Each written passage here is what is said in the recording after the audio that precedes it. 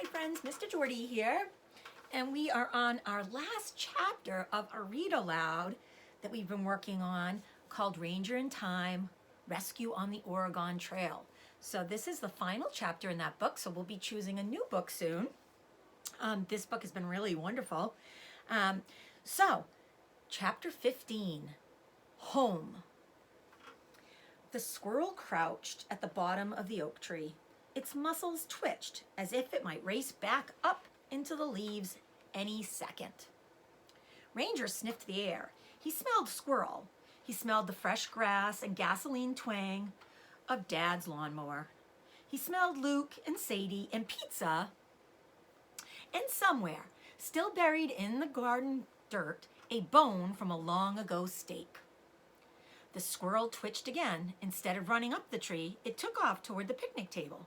And before Ranger could even think, he was chasing it, legs flying behind him, ears perked up, nose sniffing ahead of him. Squirrel. They raced 3 times around the picnic table, threw Mom's flowers across the garden, and then zip! The squirrel raced up the oak tree and vanished into the shaking leaves above. Poor Ranger. Another one got away. Want a treat, boy? Ranger turned and saw Luke open the kitchen door. He bent down and held out his hand with a half slice of bacon in his open palm. Ranger rushed up to him, panting, and gobbled it up. Bacon. Home bacon.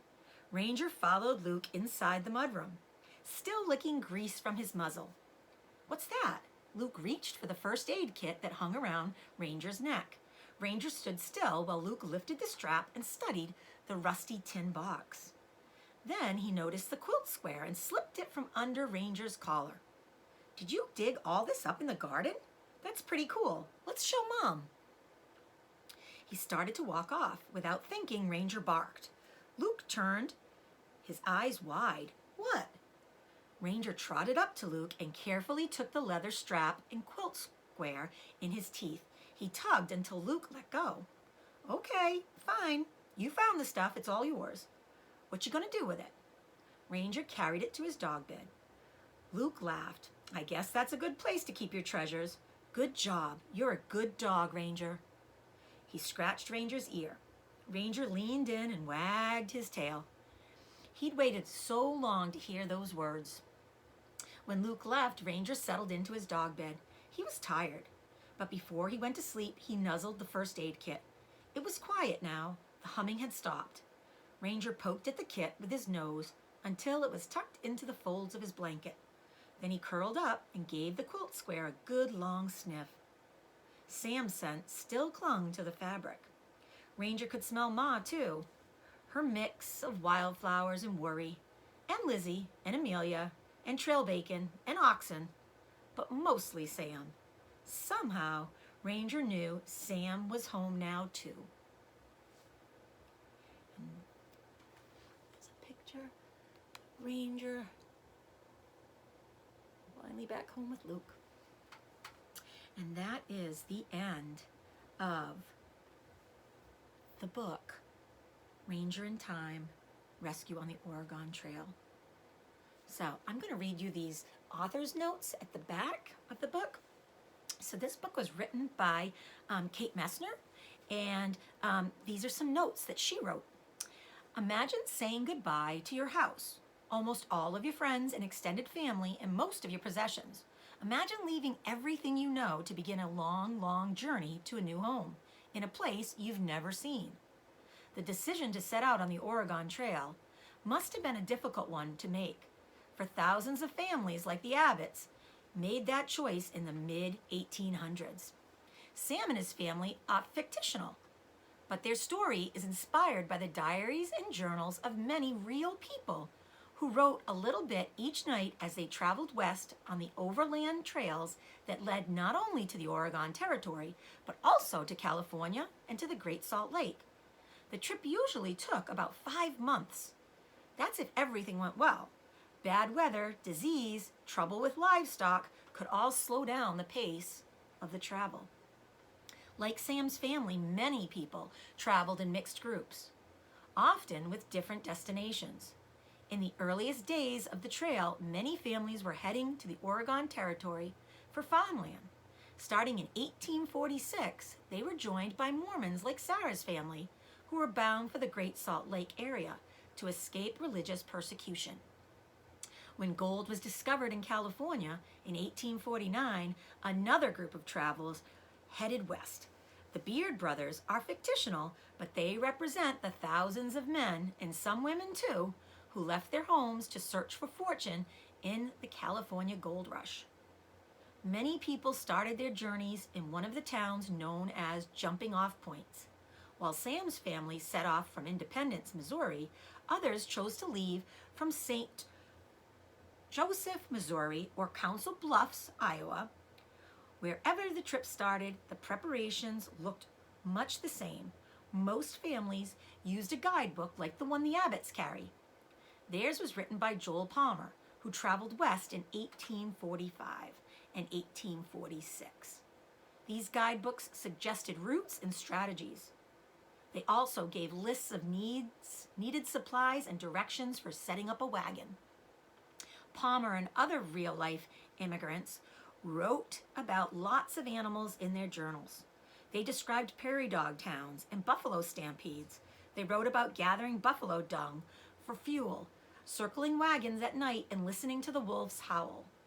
The Snowball Fight Sam's family has in this book is based on one that Margaret Frink described in her 1850 trail diary as she camped near the Platte River in June. At dark, while I was cooking supper, a heavy storm of wind and snow came up. There was no shelter, and we ate our supper while it was snowing and blowing. During the night, the men took turns guarding the horses in the snow, Mr. Frink being with them part of the time. Tuesday, June 18th, this was a bright June morning. We snowballed each other till 10 o'clock, when the sun got too warm for the snow to remain. Keith L. Holmes, ed., Covered Wagon Women, Volume 2, Diaries and Letters from the Western Trails, 1850. Lincoln, University of Nebraska Press, 1996. Diseases were a constant worry on the trail. The chloria that leaves Sarah an orphan and the mountain fever that nearly kills Sam are just two examples. Today, historians and scientists understand the cause of those diseases, which are no longer the great threat they were in the 1850s. Today, experts know that unsanitary conditions and contaminated drinking water contributed to the chloria epidemic.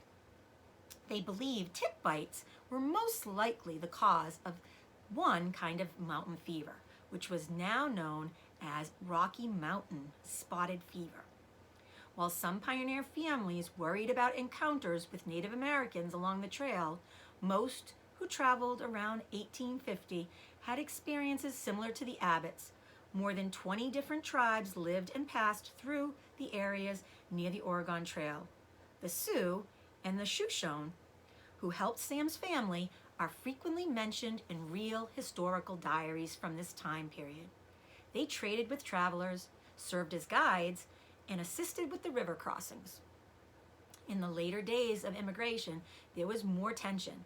Violence between the groups became more common, especially after the U.S. government began sending more soldiers west, and some military commanders broke treaties that had been made with the tribes.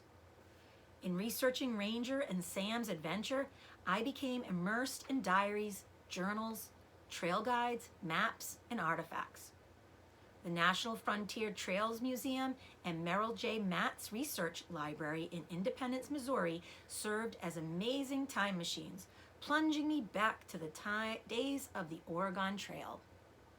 One of the people I met in those faded journals was Lizzie Charlton, a real-life teenager who traveled west with her family in 1866. Sam's ever-complaining older sister was inspired by the real Lizzie's journals. Shared with permission from the Merrill J. Matt's Research Library at the National Frontier Trails Museum. And you can see she's looking at the original diaries at this museum. Let's read what this says. April the 19th. Last night it rained and made the roads so muddy that we did not start until noon. We traveled 14 miles today and it rained all day, and it is so cold we like to freeze to death. April the 20th, this morning, it is still cold enough for winter. We traveled until 2 o'clock today, and it was so disagreeable and cold we had to stop the rest of the day. May the 14th, camped for tonight on the bank of Platte River. It looks very much like we might have a storm tonight. Came 18 miles today through sand and mud holes till there is no name for it, and I am very tired of walking. I owe many thanks to those who helped me on my time-traveling journey, especially Richard Edwards of the National Frontier Trails Museum, who introduced me to Lizzie via her diary, and Patrick Sutton from the Independence Rock State Historic Site, who told me all about Sam and Ranger's secret cave and sent me photographs of the names recorded on the rocks inside. Ranger was inspired by the stories of many real-life search and rescue dogs. When I was doing research for the Ranger in Time series, I spent time with Oakland and Easton, who are part of the Champlain Valley Canine Unit, and their handlers, Shannon Brissett and Kelly Gidman. Oakland is a German Shepherd who is an air scent dog. Even though I'd read so much about these dogs, I was amazed by how focused and excited he was to do his work. Easton is a chocolate lab who used both air scenting and ground tracking to find people. He also made quick work of a couple of challenges we set up to practice finding victims in the Adirondack woods. Both dogs found their target scents in the air and followed them to the fallen trees and brush piles where their scent objects were hidden. I was one of those scent objects. I had run through a field into thick brush and crouched behind a big old log. I thought I was hidden well, but Easton found me in seconds by following my scent. Here's a picture of us celebrating his find. And there is Kate Messner. And Eastern, that's a real dog. Like Ranger, these dogs are excited to do their work. They look forward to a reward after a job well done. Their handlers lavish them with lots of petting and praise. Good dog, good job. Followed by a drink of water. Then, like Ranger, they finally get to go home. And that is the end of this wonderful book. And if you really like this Ranger in Time, this is a series, and there are lots more where this one came from. And we will be starting a new Read Aloud very soon. So be ready for our virtual meeting so that we can take a vote on what our next Read Aloud will be. Have a great day, guys.